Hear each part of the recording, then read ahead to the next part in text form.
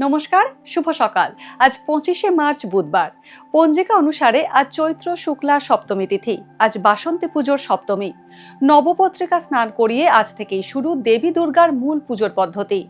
কর্কট, সিংহ ও কন্যা রাশির জাতকদের ভাগ্যে আজ কি আছে জেনে নিন। কর্কট রাশি। কর্কট রাশির জাতকদের আজ রক্তপাত বা অস্ত্রোপচারের আশঙ্কা রয়েছে। ছাত্রছাত্রীদের পড়াশোনায় অমনোযোগ আসবে।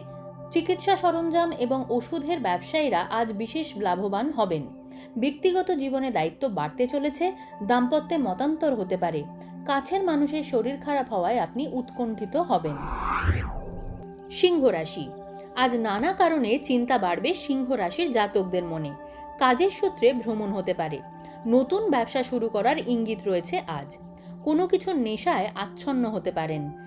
অনিশ্চিত ক্ষেত্রে বিনিয়োগ করে তাতে অর্থপ্রাপ্তি হতে পারে।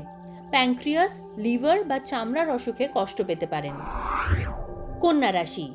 আপনি আজ অনেকের দিকে সাহায্যের হাত বাড়িয়ে দেবেন। কর্মক্ষেত্রে আপনার দক্ষতা প্রকাশ পাবে। আজ কোনো ভুল সিদ্ধান্ত নেওয়ার কারণে আপনার ক্ষতি হতে পারে। হাড়ের ব্যথায় কষ্ট পেতে পারেন কন্যা রাশির জাতকরা। পড়াশোনার কারণে বিদেশ যাত্রার যোগ দেখা যাচ্ছে।